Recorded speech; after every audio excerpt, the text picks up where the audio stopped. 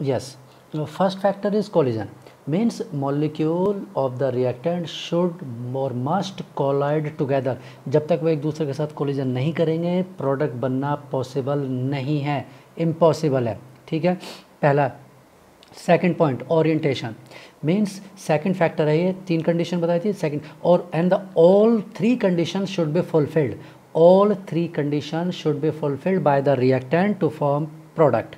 अगर इन तीन में से कोई दो फुलफिल करता है, एक फुलफिल करता है, तो वो प्रोडक्ट फॉर्म नहीं कर सकता।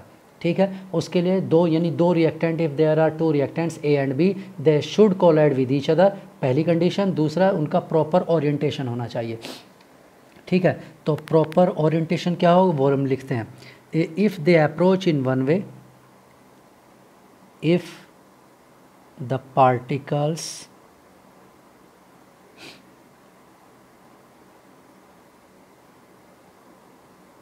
Approach in one way they react, उनका रिएक्शन हो जाएगा। ठीक है, but if they approach in A different way they do not react, they do not react। clear? means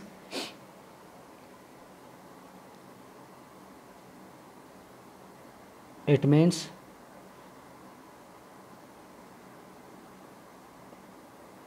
their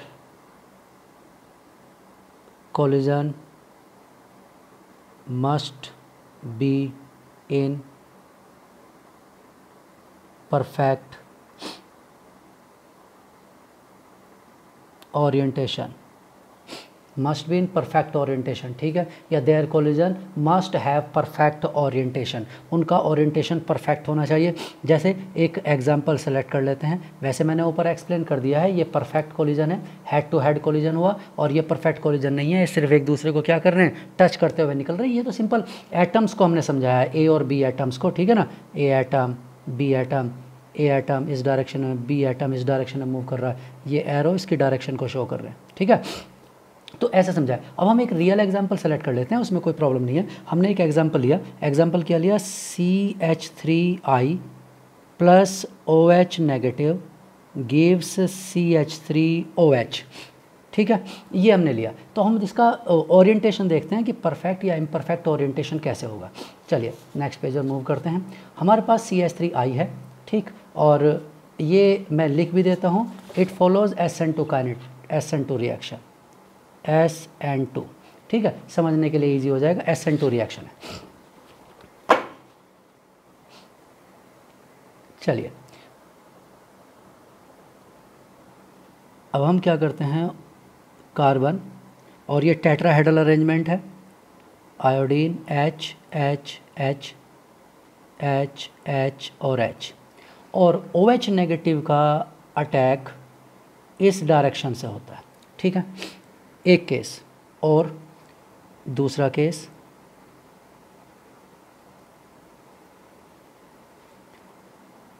OH negative का अटैक इस डायरेक्शन से होता है। ठीक है, या तीसरा केस, यानी थर्ड पॉसिबिलिटी, मैं तो आपको कई पॉसिबिलिटी शो करके दिखा रहा हूँ, OH नेगेटिव और ये इस डायरेक्शन से अटैक करता है। तो ये तीनों डायरेक्शन क्या हैं, all the above, all the above are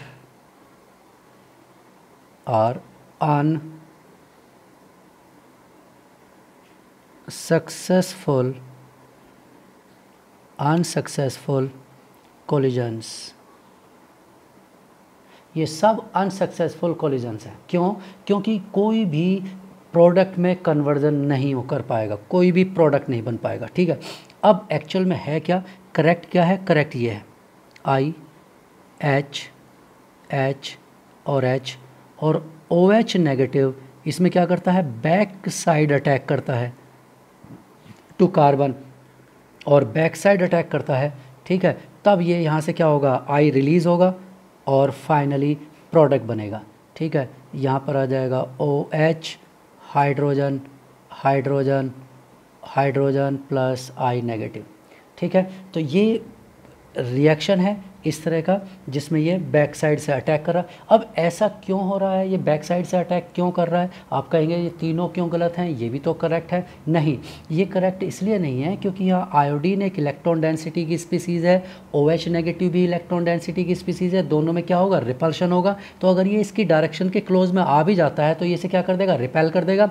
और प्रोडक्ट नहीं बनेगा, ठीक है, क्लियर, ठीक। चलिए, और या फिर हम कहेंगे कि कार्बन को क्या, कार्बन के पास क्या होना चाहिए, पॉजिटिव चार्ज होना चाहिए, कार्बन के पास पॉजिटिव चार्ज होना चाहिए, ठीक है। यानी वो उसके पास में इस OH नेगेटिव के साथ शेयर करने के लिए क्या होना चाहिए, और एक ऑर्बिटल होना चाहिए। तो वो ऑर्बिटल जिस एंगल पर अवेलेबल होगा, और वो इस एंगल पर अवेलेबल नहीं होगा जिस पर आयोडीन अवेलेबल है। क्यों? क्योंकि आयोडीन है हाई इलेक्ट्रॉन डेंसिटी का, और OH नेगेटिव को क्या चाहिए, OH नेगेटिव को चाहिए वैकेंट ऑर्बिटल, यानी लेस इलेक्ट्रॉन डेंसिटी की डायरेक्शन चाहिए। OH negative required less electron density direction, OH negative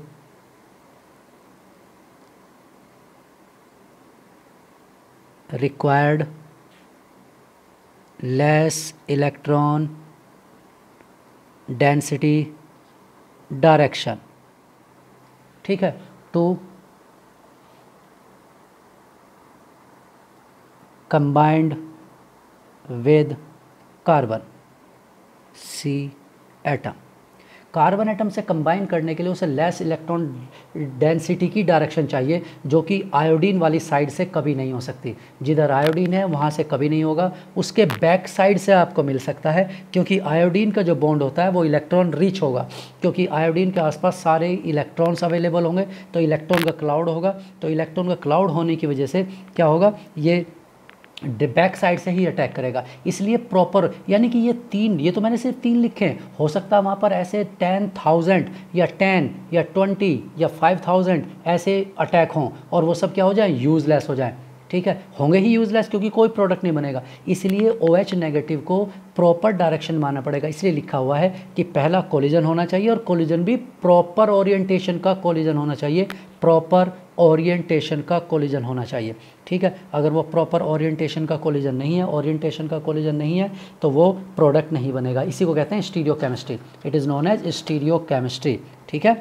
यानी कि उसका स्टेरिक अरेंजमेंट कैसा है, किधर क्राउड है किधर नहीं है, कहाँ से अटैक करेगा, किसी एंगल पर, जिस एंगल पर अटैक करेगा वहीं से ही प्रोडक्ट, अगर वो पॉसिबल होगा तो प्रोडक्ट बनेगा, अदरवाइज़ नहीं बनेगा, ठीक है। तो ये होते हैं दूसरा, सेकंड फैक्टर।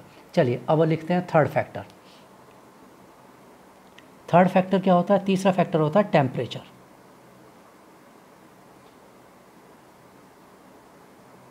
टेम्परेचर, ठीक है। तो थर्ड फैक्टर लिखा होता है टेम्परेचर, या टेम्परेचर नहीं लिखा होगा तो लिखा होगा एनर्जी। टेम्परेचर अगर नहीं लिखा होगा तो एनर्जी लिखा होगा, ठीक है। चलिए कोई दिक्कत नहीं है, क्योंकि एनर्जी जो हमें मिलेगी वो कहाँ से मिलेगी, टेम्परेचर से ही मिलेगी, ठीक है। टेम्परेचर हर रूम टेम्परेचर भी रूम टेम्परेचर मतलब हम हीट नहीं कर रहे हैं तो इसका मतलब टेम्परेचर ये नहीं कि टेम्परेचर नहीं है। Room temperature means 25 degree Celsius, वो भी एक टेम्परेचर है, यानी कि वहाँ भी कोई एनर्जी है, ठीक है। 0 डिग्री का मतलब ये नहीं है कि वहाँ पर कोई एनर्जी नहीं है, 0 डिग्री टेम्परेचर पर भी कुछ एनर्जी होगी, -10 डिग्री पर भी एनर्जी केवल कहाँ नहीं होती है, -273 पर, यानी परफेक्ट 0 केल्विन, 0 केल्विन पर एनर्जी हम 0 मानते हैं, ठीक है, मटेरियल की, कि उसमें कोई एनर्जी नहीं होगी, थर्ड लॉ ऑफ थर्मोडायनेमिक्स, ठीक है। अदरवाइज़ बाकी सभी में हम क्या मान के चलते हैं कि एनर्जी है, तो इसलिए ये नहीं कि टेम्परेचर या एनर्जी कोई भी वर्ड लिखा होगा, ठीक है, तो हम एनर्जी लिख लेते हैं, ठीक। चलिए अब इसका स्टेटमेंट क्या है, एनर्जी का स्टेटमेंट है the reactant must have right energy, या लिखा हो सकता है प्रॉपर एनर्जी, ठीक है। और एनर्जी कैसे मिलेगी, वही मैंने बताया, टेम्परेचर से मिलेगी, ठीक है। और ये मेनली किसके लिए हम डिस्कस करें, आयोनिक के लिए इसका कोई रोल नहीं है, मेनली आयोनिक, क्योंकि आयोनिक की तो रिएक्शन ज़्यादातर रूम टेम्परेचर पर ही हो जाती हैं, ठीक है, यानी 25 डिग्री सफिशेंट, वहाँ पहले से ही बॉन्ड ब्रेक कंडीशन में रहते हैं। ये मेनली किसके लिए, इट इज़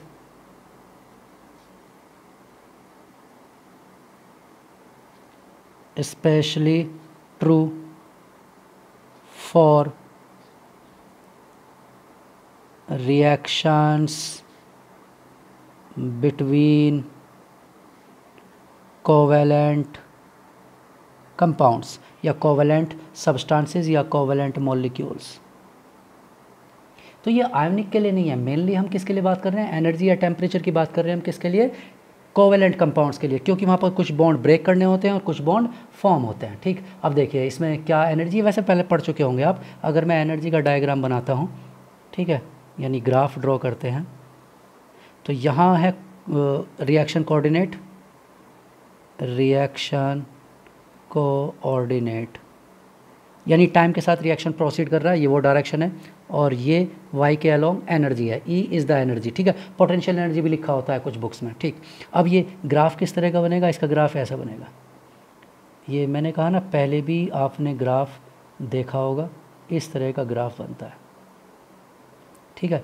यहाँ रिएक्टेंट एनर्जी, ये P प्रोडक्ट, और ये इसे कहते हैं एनर्जी बैरियर, या इसे कहते हैं थ्रेशोल्ड एनर्जी, ठीक, या इसे एक्टिवेशन, मतलब इसे क्या कहते हैं, एनर्जी बैरियर भी कहा जाता है।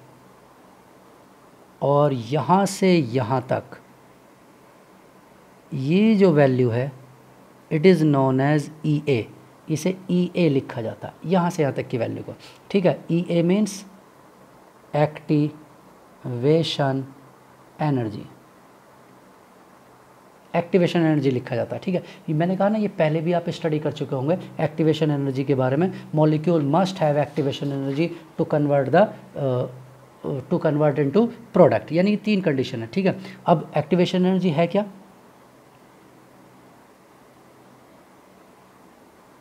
Activation energy, the minimum amount of energy, the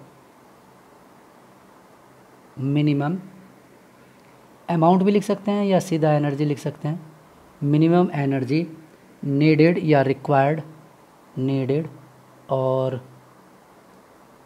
required to make और to proceed a reaction, to make a reaction take place is called EA, activation energy. उसे एक्टिवेशन एनर्जी कहा जाता है। मिनिमम एनर्जी जो रिक्वायर्ड होती है to make a reaction takes place, एक reaction को प्रोसीड करने के लिए, ठीक है। या ऐसे कह सकते हैं minimum amount of energy required by the reactant to overcome the threshold energy, to overcome the threshold energy, ऐसा भी लिखा जा सकता है। minimum the minimum amount of energy required by the substance means reactant or product to overcome the threshold energy, ठीक है। और energy barrier, इसे एनर्जी बैरियर भी कहा जाता है या इसे थ्रेशोल्ड एनर्जी भी कहा जाता है, ठीक है। ये होता है, इसे कहते हैं एक्टिवेशन एनर्जी। और जिन those reaction which takes place at room temperature those need minimum less activation energy. मान लो जैसे सोडियम है, सोडियम रूम टेम्परेचर पर रिएक्शन कर रहा है, it means it required less activation energy. और आयरन रूम टेम्परेचर पर रिएक्ट नहीं कर रहा है, या मरकरी रूम टेम्परेचर पर रिएक्ट नहीं कर रहा है, it means it required more activation energy, यानी उसका बैरियर ऊंचा है और सोडियम का बैरियर नीचे है, ठीक है, डाउन है, वो इजीली रूम टेम्परेचर पर ही ओवरकम हो जाता। लेकिन एक्टिवेशन एनर्जी तो चाहिए। हम ये नहीं कह सकते कि एक्टिवेशन एनर्जी जीरो होगी, ना ना ना, एक्टिवेशन एनर्जी जीरो नहीं होगी, एक्टिवेशन एनर्जी कुछ ना कुछ तो चाहिए। इट में भी ये हो सकता है कि हमें ना प्रोवाइड करनी पड़े रूम टेम्परेचर पर इटसेल्फ, यानी room temperature room energy is sufficient for the particle to undergoes in reaction, उसके लिए वो सफिशेंट हो सकता है। बट वो अगर उसी को 0 डिग्री पर रख देते हैं, हो सकता है वो उसे एनर्जी की रिक्वायरमेंट ना हो। तो हम ऐसा कह सकते हैं कि रूम एनर्जी इज सफिशेंट, यानी कि वो ऑलरेडी वो थ्रेशोल्ड एनर्जी बैरियर से ऊपर है।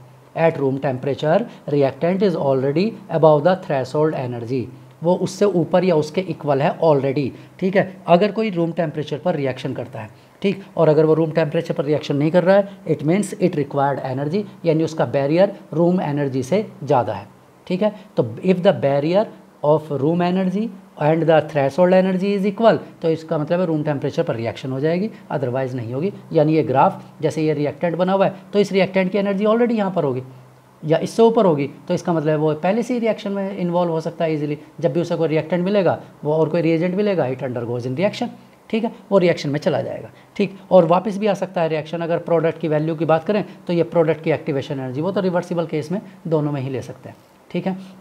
अगर हम लिखना चाहें तो ये फॉर इसके लिए है, ये एक्टिवेशन वो लिख लेंगे, हम अगला ग्राफ बना लेंगे, उसमें कोई प्रॉब्लम नहीं है, ठीक है। चलिए नेक्स्ट, अभी इसी को और बात करते हैं। इसीलिए लिखा जाता है, ये तो हुआ एक्टिवेशन एनर्जी, इसीलिए लिखते हैं rate of the reaction, rates of reactions increase as temperature increases। इसलिए लिखा हुआ था कि टेम्परेचर क्यों, with increase in temperature more number of particles cross the energy barrier या overcome the threshold energy. With increase in temperature more number of particles, तो क्या होगा, पहले मान लो 10 पार्टिकल्स की एनर्जी बस बैरियर से ज़्यादा है, अब आपने टेम्परेचर प्रोवाइड कर दिया, यानी कि आपने और हीट प्रोवाइड कर दिया है, तो अब 20 particles cross the energy barrier, फिर और हीट प्रोवाइड कर दी 30 particles cross the energy barrier, क्योंकि सबको एनर्जी मिल जाएगी, सबकी एनर्जी ज़्यादा हो जाएगी, तो वो सब बैरियर को क्रॉस कर जाएंगे, ठीक है। लेकिन ये however the way the rate increase is not simple, however the rate, however the way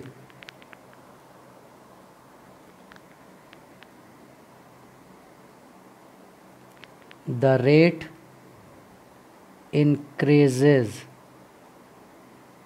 is not simple। बहुत सिंपल नहीं होता कि टेम्परेचर डबल कर दिया रेट भी डबल हो गया, टेम्परेचर ट्रिपल कर दिया रेट भी ट्रिपल हो गया, ठीक है, इतना सिंपल नहीं होता है। चलिए, तो सिंपल नहीं है तो फिर डेफिनेटली किसी ना किसी ने इसके बारे में कुछ इन्फॉर्मेशन प्रोवाइड की होगी, ठीक है। तो वो इन्फॉर्मेशन देख लेते हैं क्या है। The increase in given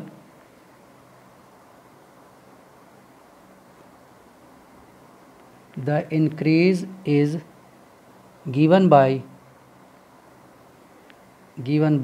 an exponential factor called the Arrhenius factor,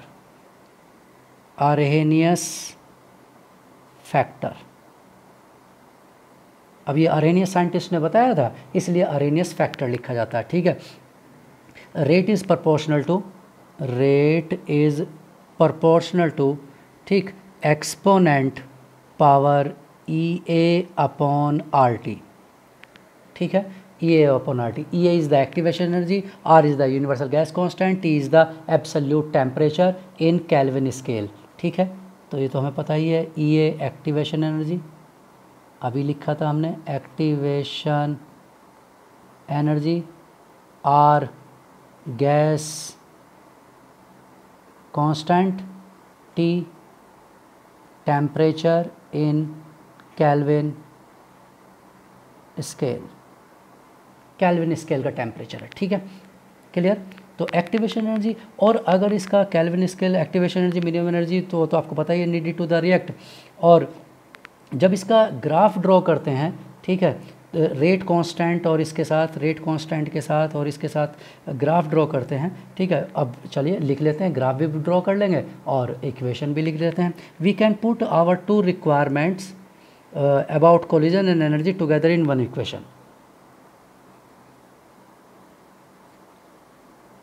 We can put our two requirements about collisions and energy. तीसरा जो ओरिएंटेशन वाला होता है वो पार्ट को, ओरिएंटेशन वाले पार्ट को हम ऐसे इंक्लूड नहीं कर सकते। ओरिएंटेशन वाले में ये नहीं कह सकते कि आफ्टर 4 ओरिएंटेशन 5वां ओरिएंटेशन परफेक्ट होगा, या आफ्टर 5 ओरिएंटेशन 6 वाला परफेक्ट होगा, कुछ नहीं कह सकते उसके बारे में। वो रैंडम होता है, तो उस रैंडम के बारे में हम कुछ नहीं कर सकते, तो इसलिए उसे मैथमेटिकली ऐसे इंक्लूड नहीं कर सकते। हम केवल मैथमेटिकली कैसे इंक्लूड कर सकते हैं, कोलिजन को इंक्लूड कर सकते हैं, क्योंकि वो नंबर पर डिपेंड करता है, वॉल्यूम पर, प्रेशर पर, टेम्परेचर पर डिपेंड करता है। ओरिएंटेशन डिपेंड नहीं करता, ओरिएंटेशन का कोई रूल नहीं है, रैंडम मोशन होता है पार्टिकल का, रैंडमली मूव करते हैं। तो रैंडम मूवमेंट में हम नहीं कह सकते कि इतने मूवमेंट के बाद या इतने कोलिजन के बाद परफेक्ट कोलिजन आ जाएगा, कुछ नहीं कह सकते, इसलिए उसे इंक्लूड नहीं करते। टुगेदर इन वन इक्वेशन, ठीक है। और any individual reaction will have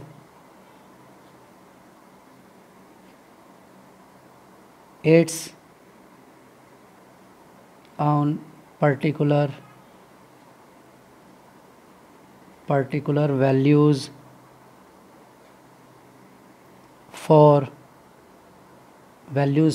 P। अभी हमने पीछे लिखा था P फैक्टर, स्टेरिक फैक्टर होता है, Z क्या होता है, एंड EA, Z कोलिजन होता है, ठीक है। तो P को हमने स्टेरिक फैक्टर की फॉर्म में इंक्लूड कर लिया है उसको, ठीक है, लेकिन उसे सॉल्व करना इतना इजी नहीं होता है, तो इसलिए उसे किसी दूसरी टर्म्स में सॉल्व कर लें, ठीक है। It means this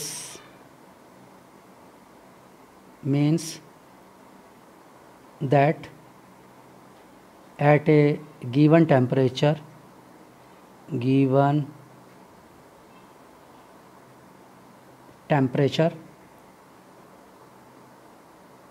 the two factors and n number of लिखा था ना पीछे, नंबर ऑफ कोलिजन, ठीक है, उसमें जो लिखा था Z कोलिजन के साथ number of particles take part in collision, जो हमने पीछे n की वैल्यू लिखी थी, ठीक है, n हमने नोट किया था, ठीक। क्या था n, effective number of collisions, n क्या था, effective number of collision, and exponent power EA by RT, n क्या था, effective number of collision, will be constant, ठीक है। Therefore K equal to PZ exponent EA by RT, ठीक है, ये equation बन जाती है। n equation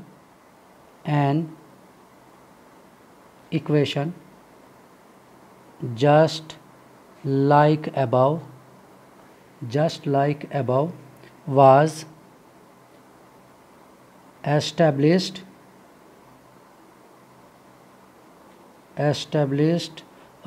by Arrhenius, ARRHENIUS,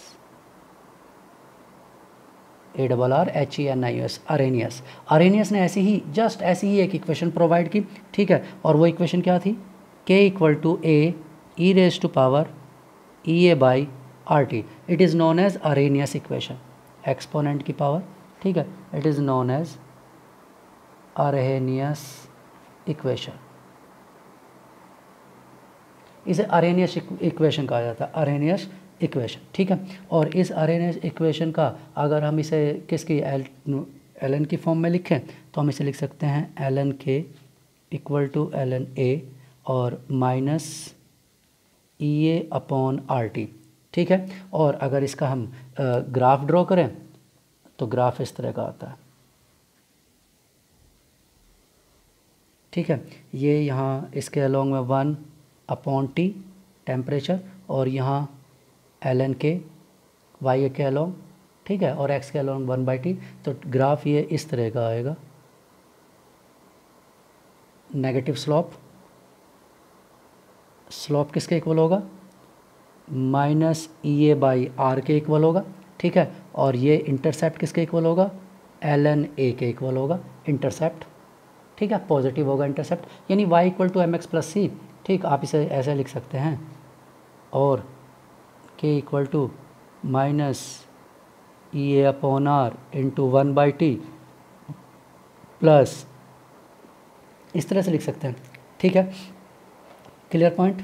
अच्छा, अब आप इसे tan बेस की टर्म्स में लिख सकते हैं, अभी तो हमने ln की टर्म्स में लिखा है, ठीक है। तो अब इसे tan बेस की टर्म्स में लिखेंगे, मतलब log tan बेस की टर्म्स में लिखेंगे तो ये log क्या हो जाएगा, k हो जाएगा, log k equal to log a, और ये क्या होगा 2.303 से तो मल्टीप्लाई करना ही पड़ेगा उसे, ठीक है, कन्वर्ट करने के लिए। तो इसे log की टर्म्स में अगर लिखेंगे तो log k equal to log a, ठीक, और माइनस EA अपॉन 2.303 RT, ठीक है। अगर आप इसे लॉग के टर्म्स में लिख रहे हैं तो इस तरह से आप लॉग के टर्म्स में लिख सकते हैं। और अगर हमने दो टेम्परेचर के लिए बात करते हैं तो हम इसे इक्वेशन को, आर्हेनियस इक्वेशन को जो लिखा हुआ है डिफ्रेंशिएट कर देते हैं विद रेस्पेक्ट टू टेम्परेचर, ठीक। ये इक्वेशन लिखी हुई है, चलो इस इक्वेशन को हम 1 लिख देते हैं, इसे 2 लिख देते हैं, इसे 3 लिख देते हैं और इसे 4, ठीक है। तो हम लिख देते हैं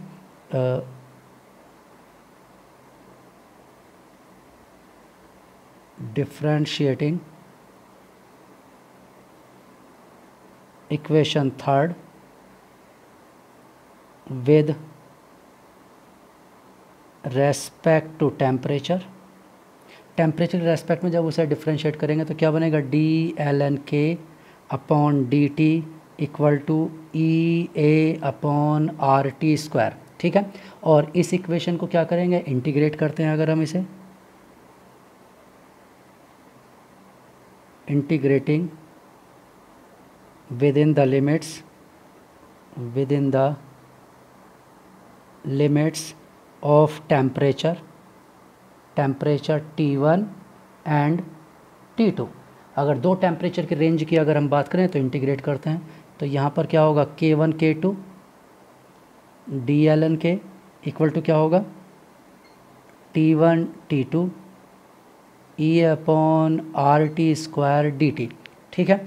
और जब आप इसे सॉल्व करेंगे इस इक्वेशन को, तो इस इक्वेशन को सॉल्व करने के बाद क्या मिलेगा हमें मिलेगा ln K2 by K1 equal to EA upon R 1 upon T1 minus 1 upon T2।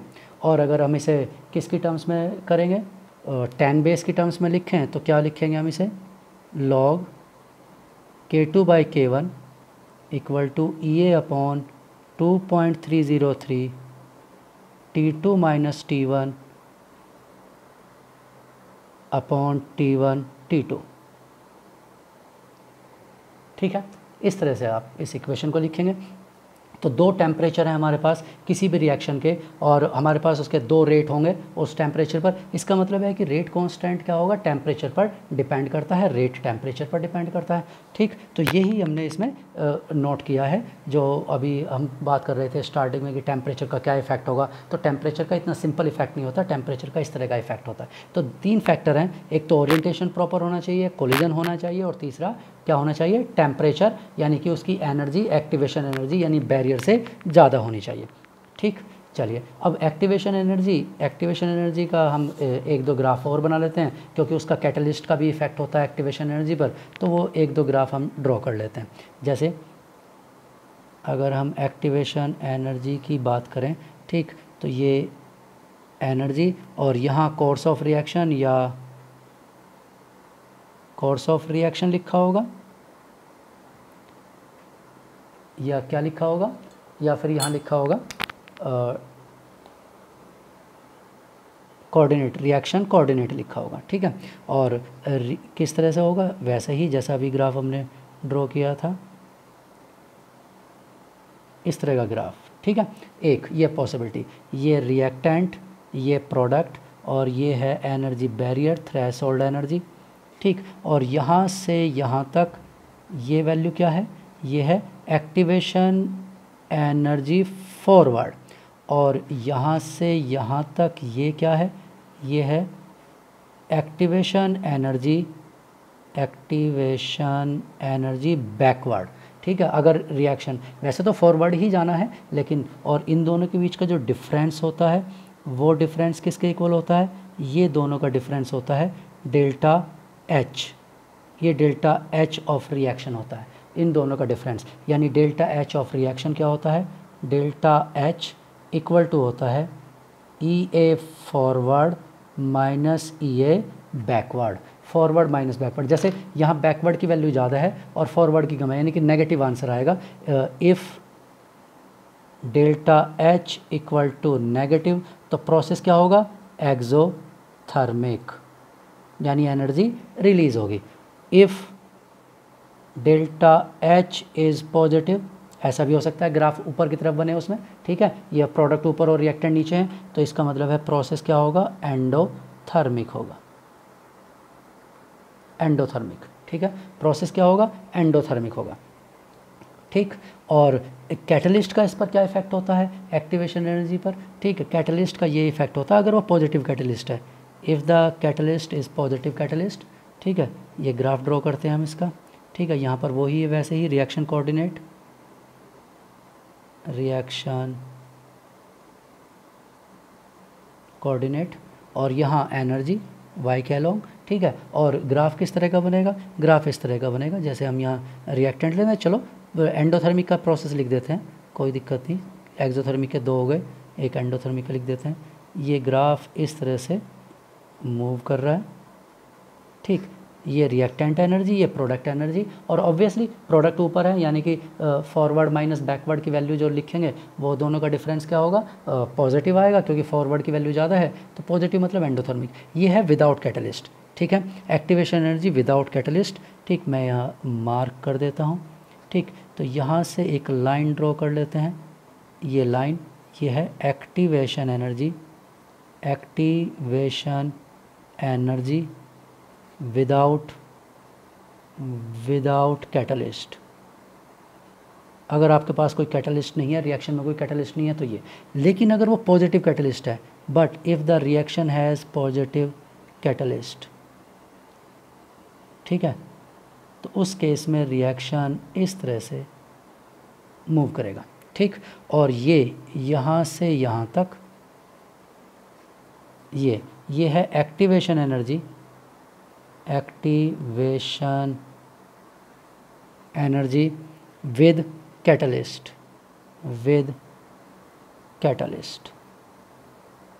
ठीक है। अब आप कहेंगे कि विद कैटलिस्ट ऐसा क्या होता है, ये होता है via a new mechanism,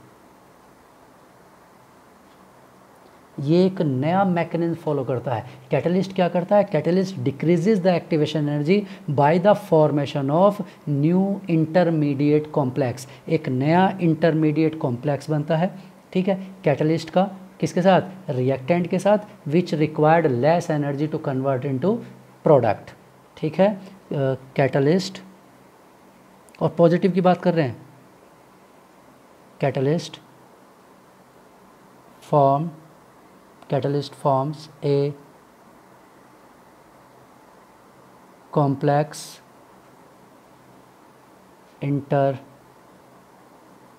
intermediate which required less energy to form product than that of single reactant, ठीक है। तो कैटलिस्ट के साथ इस तरह का कॉम्प्लेक्स बन जाता है, ठीक, जो उसे क्या कहते हैं, वैसे ES कॉम्प्लेक्स भी कह देते हैं, यानी कि एंजाइम सबस्ट्रेट वाला नाम लिखा होता है उसे ES कॉम्प्लेक्स, या उसे ट्रांजिशन स्टेट भी कह देते हैं विद कैटलिस्ट और रिएक्टेंट। CR भी लिख सकते हो आप उसे, C represent for catalyst, R represent for reactant, ठीक है। तो इस तरह से आप इसे लिख सकते हो एक्टिवेशन एनर्जी के लिए, ठीक। अब एक्टिवेशन एनर्जी लोअर टेम्परेचर या हायर टेम्परेचर पर क्या होती है, एक्टिवेशन एनर्जी का लो टेम्परेचर या हाई टेम्परेचर से क्या रिलेशन होता है, ठीक, वो भी a higher temperature the energy distribution curve stretches out, ठीक। लिख देते हैं next point, at a higher temperature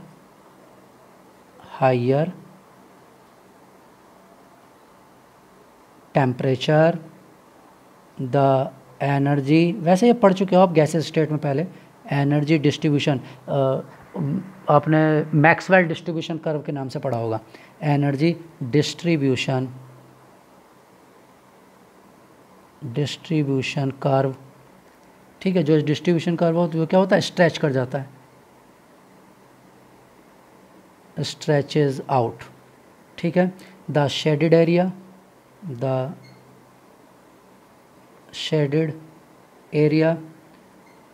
areas give the proportion